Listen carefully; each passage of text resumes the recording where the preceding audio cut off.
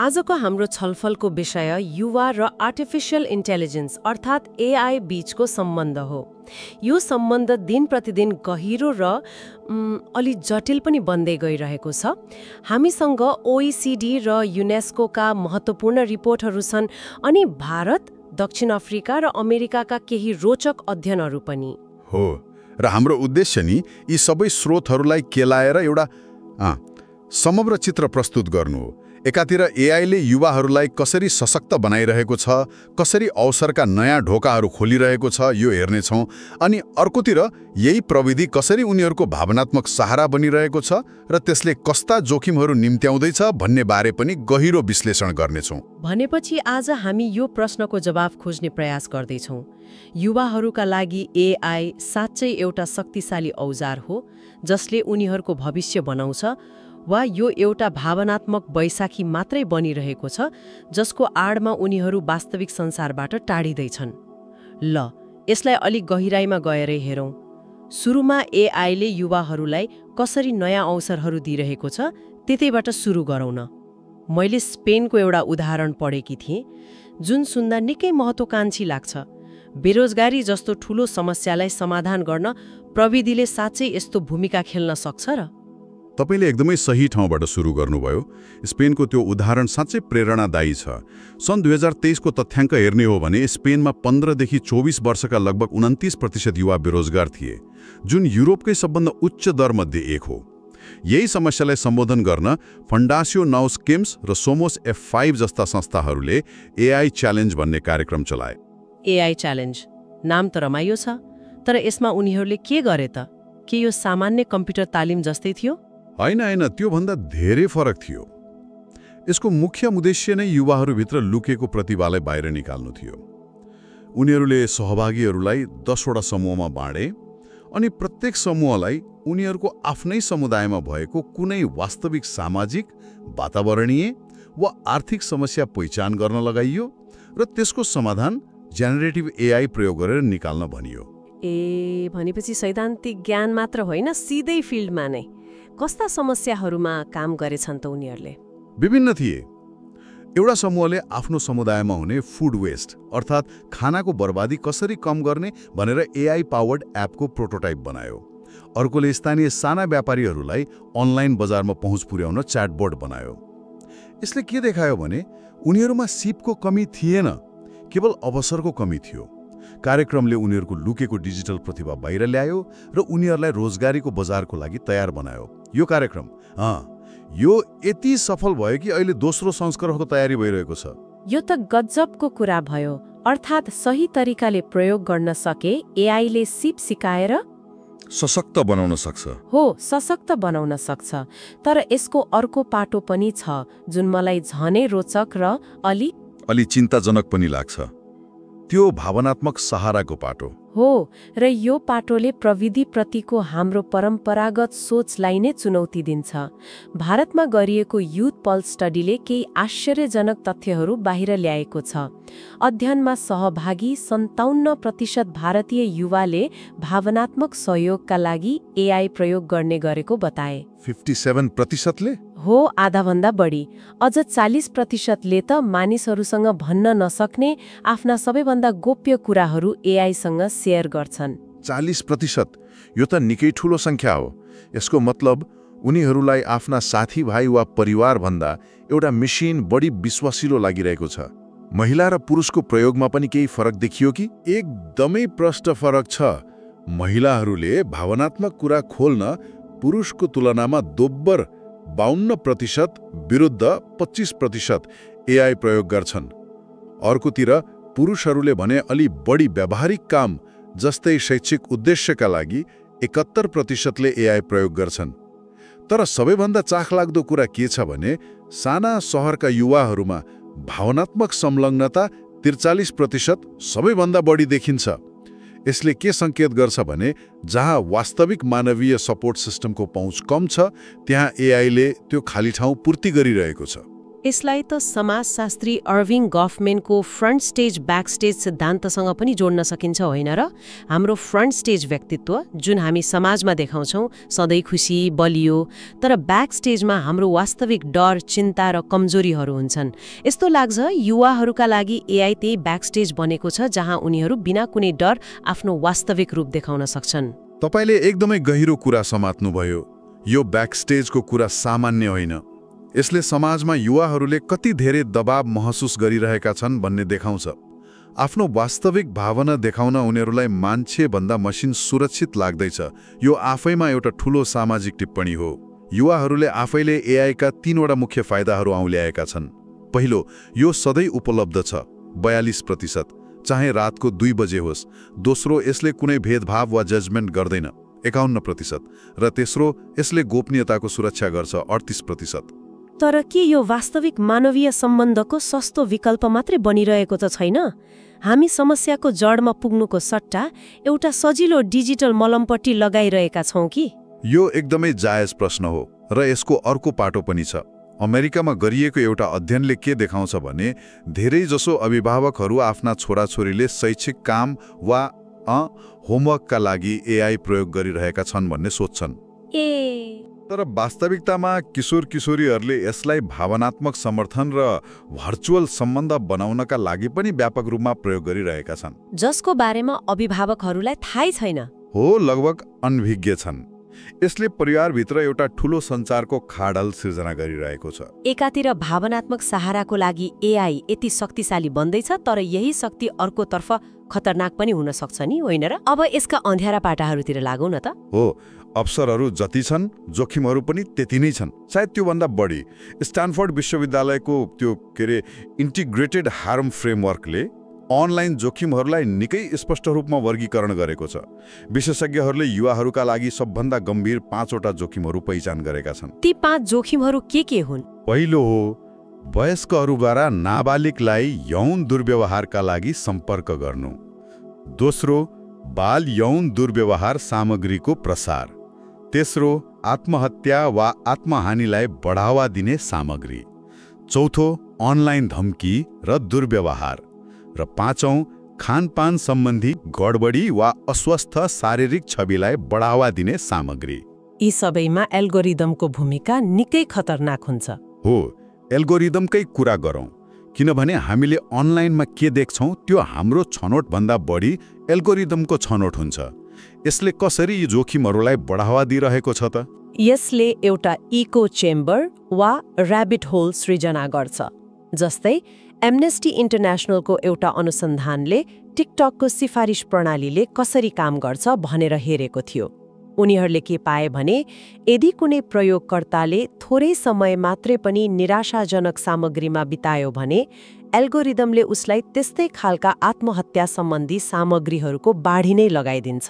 यो त आगोमा घिउ थप्नु जस्तै भयो नि। हो, ठ्याक्कै। के यो समस्या कुनै निश्चित लिङ्ग वा समूहमा बढी केन्द्रित छ? डब्लिन सिटी युनिभर्सिटीको अध्ययनले के देखायो भने युट्युब र टिकटकका एल्गोरिदमहरूले पुरुष प्रयोगकर्ताहरूलाई, विशेष गरी किशोरहरूलाई, पुरुष सर्वोच्चतावादी र चरमपन्थी विचारहरू भएका सामग्रीतर्फ धकेलिरहेको छ। एकपटक कसैले एन्ड्रयू टेट जस्ता विवादास्पद पात्रको भिडियो हेर्यो भने उसलाई त्यस्तै खालका 100औं भिडियोहरू सिफारिस गरिन्छ। बिस्तारै उसलाई थाहै नपाए उसको सोचाइ नै अतिवादी बन्न पुग्छ। यसले त मानसिक स्वास्थ्यमा दीर्घकालीन असर पार्ने भयो। ध्यान केन्द्रित गर्न नसक्ने, सधैँ बेचैन हुने जस्ता समस्याहरू पनि त देखिन्छन् होला। अवश्य। अध्ययनहरूले एल्गोरिदममा आधारित सामग्रीको अत्यधिक प्रयोगले हाम्रो ध्यान केन्द्रित गर्ने क्षमता, त्यो अटेन्सन स्प्यान भन्छौँ नि, त्यो घटाइरहेको देखाएको छ। यसले भावनात्मक अस्थिरता ल्याउँछ र सामाजिक तुलनालाई बढाउँछ, जसले चिन्ता र डिप्रेसन निम्त्याउन सक्छ। र यससँगै जोडिएको अर्को ठूलो जोखिम हो गोपनीयताको। गोपनीयताको कुरा त झन् जटिल छ। हामीले के डाटा दिइरहेका छौँ त्यसको हामीलाई पत्तै हुँदैन। युरोपमा जीडीपीआर जस्ता कडा कानुनहरू छन्, तर ती पनि युवाहरूको विशेष आवश्यकतालाई सम्बोधन गर्न पर्याप्त छैनन्। एउटा अध्ययनमा किशोर किशोरीहरूले आफ्नो व्यक्तिगत डाटाको दुरुपयोग हुनेबारे गहिरो चिन्ता व्यक्त गरेका थिए। जस्तै उनीहरूले च्याटबटसँग गरेको निजी कुराकानीलाई प्रयोग गरेर पछि उनीहरूलाई नै जिस्काउने खालको मीम बनाइएला कि भन्ने डर। यहीँनिर डिजिटल आत्मनिर्णयको अवधारणा महत्त्वपूर्ण हुन्छ। एकछिन है, डिजिटल आत्मनिर्णय यो सुन्दा अलि गहरो लाग्यो। यसलाई सरल भाषामा भन्दा कि यो मेरो अनलाइन जीवनमा मेरो आफ्नै नियन्त्रण हुनुपर्छ भन्ने हो? बिल्कुल। सरल भाषामा भन्दा मेरो डाटा मेरो नियम, अर्थात् प्रत्येक व्यक्तिलाई आफ्नो डिजिटल पहिचान, आफ्नो डाटा र आफ्नो अनलाइन गतिविधिमाथि पूर्ण नियन्त्रण हुनुपर्छ। कुन डाटा दिने, कुन नदिने र दिएको डाटा कसरी प्रयोग भइरहेको छ भन्ने कुराको जानकारी र नियन्त्रण प्रयोगकर्तासँग हुनुपर्छ। त्यसो भए यो सबैको अर्थ के हो त? एकातिर अवसर नै अवसर छ, अर्कोतिर जोखिमको खाड्डो। के हामीले यसलाई रोक्नुपर्छ वा यसलाई व्यवस्थित गर्ने नयाँ तरिकाहरू खोज्नुपर्छ? मलाई लाग्छ यसको सुरुवात शिक्षाबाटै हुनुपर्छ। हो, यसको समाधान भनेको प्रतिबन्ध होइन, बरु सशक्तिकरण हो। र त्यसको सबैभन्दा बलियो माध्यम हो एआई साक्षरता। युनेस्कोले यसका लागि एउटा विस्तृत पाठ्यक्रमको रूपरेखा नै तयार पारेको छ, जसको लक्ष्य विद्यार्थीहरूलाई एआईको आलोचनात्मक प्रयोगकर्ता र जिम्मेवार सहनिर्माता बनाउनु हो। OECD र code.org को एआई लिड फ्रेमवर्कले पनि एउटा महत्त्वपूर्ण कुरामा जोड दिन्छ। एआई कुनै जादु होइन, यो मान्छेले बनाएको प्रणाली हो र यसले गल्ती गर्न सक्छ। यसमा अनिका नाम गरेकी एक 18 वर्षीय युवतीको उदाहरण छ, जुन मलाई निकै सान्दर्भिक लाग्यो। त्यो उदाहरणबारे अलि विस्तारमा भन्नुहोस् न। गाइन भने त्यसले पुरुष प्रयोगकर्तालाई हृदयघातको लक्षण देखाउँदा तुरन्तै अस्पताल जान सिफारिस गर्थ्यो, तर महिला प्रयोगकर्तालाई उस्तै लक्षण देखाउँदा एकछिन आराम गर्नुहोस् भन्थ्यो, किनभने एपलाई तालिम दिएको डाटामा लैङ्गिक पूर्वाग्रह थियो। वास्तविक एआई साक्षरता भनेको यही हो, केवल एप चलाउन जान्नु होइन, तर एपले किन यस्तो व्यवहार देखिरहेको छ भनेर प्रश्न गर्न सक्नु हो। एकदम सही। यो साक्षरताले युवाहरूलाई निष्क्रिय उपभोक्ताबाट सक्रिय निर्माता र आलोचक बन्न सिकाउँछ। उनीहरूले यो किन यस्तो छ भनेर सोध्न थाल्छन्। अब नियमन र अभिभावकीय भूमिकाको कुरा गरौँ। अहिलेसम्मको हाम्रो बुझाइ प्यारेन्टल कन्ट्रोल एपहरूमा सीमित छ, तर त्यो पर्याप्त छैन जस्तो देखिन्छ। पटक्कै छैन। अनुसन्धानले देखाउँछ कि परम्परागत प्यारेन्टल कन्ट्रोल एपहरू धेरै सीमित छन्। मैले एकजना अभिभावकसँग कुरा गरेको थिएँ, उहाँले आफ्नो छोराको फोनमा प्यारेन्टल कन्ट्रोल लगाउनु भएछ। भोलिपल्ट छोराले नै युट्युब हेरेर त्यो कन्ट्रोल कसरी हटाउने भनेर उहाँलाई सिकाइदियो। अहिलेका युवाहरू प्रविधिमा हामीभन्दा धेरै अगाडि छन्। त्यसो भए नयाँ बाटो के हो त? नयाँ बाटो भनेको नियन्त्रणबाट सहकार्यतर्फ जानु हो। किशोर किशोरी, अभिभावक र उनीहरूले विश्वास गर्ने समुदायका अन्य सदस्यहरू बीचको खुला संवाद र सहकार्य।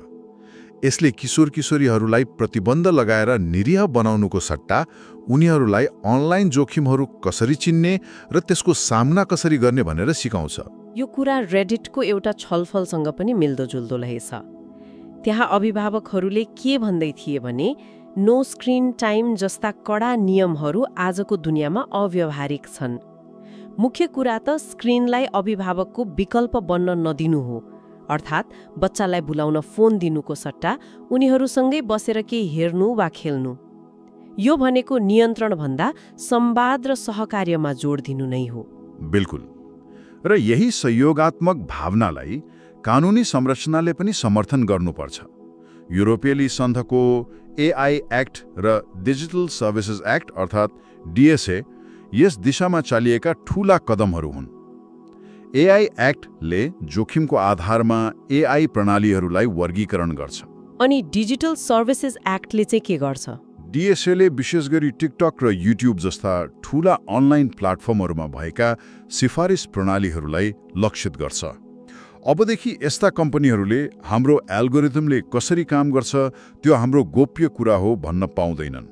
उनीहरूले प्रयोगकर्तालाई, विशेष गरी बालबालिकालाई आफूले के देख्ने भन्नेबारे बढी नियन्त्रण दिनुपर्छ र बालबालिकाको डाटा प्रयोग गरेर लक्षित विज्ञापन देखाउन पाउँदैनन्। भनेपछि आजको छलफलबाट के स्पष्ट हुन्छ भने एआई युवाहरूका लागि साँच्चै एउटा दोधारे तरवार जस्तै हो। एकातिर यसले सिप, सृजनशीलता र भावनात्मक सहयोगका लागि अभूतपूर्व अवसरहरू दिइरहेको छ। अर्कोतर्फ यसले हानिकारक सामग्री, गोपनीयताको हनन र मानसिक स्वास्थ्यमा गम्भीर जोखिमहरू पनि बोकेर ल्याएको छ।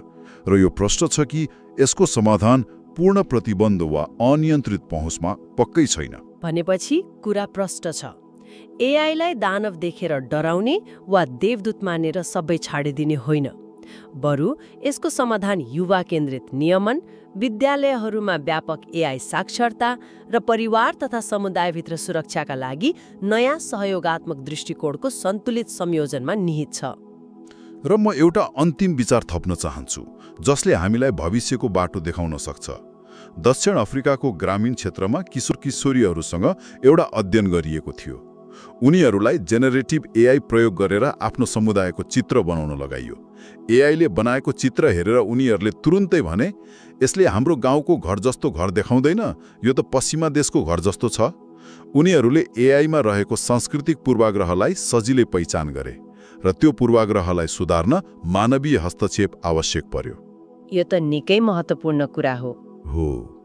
यसले एउटा रोचक भविष्यतर्फ सङ्केत गर्छ जहाँ युवाहरू एआईका निष्क्रिय उपभोक्ता वा निर्माता मात्र होइन, बरु यसका विवेक र संरक्षक पनि बन्न सक्छन्। उनीहरूले नै एआईलाई सोध्न सक्छन् कि के तिमी निष्पक्ष छौ, कि तिमीले मेरो समुदायलाई सही रूपमा प्रतिनिधित्व गर्यौ। अब सोचौँ त, यदि हामीले युवाहरूलाई एआई प्रयोग गर्न मात्र होइन तर आफ्नो समुदायको लागि निष्पक्षताको जाँच गर्न र यसलाई सुधार्न व्यवस्थित रूपमा सिप प्रदान गर्यौं भने के होला।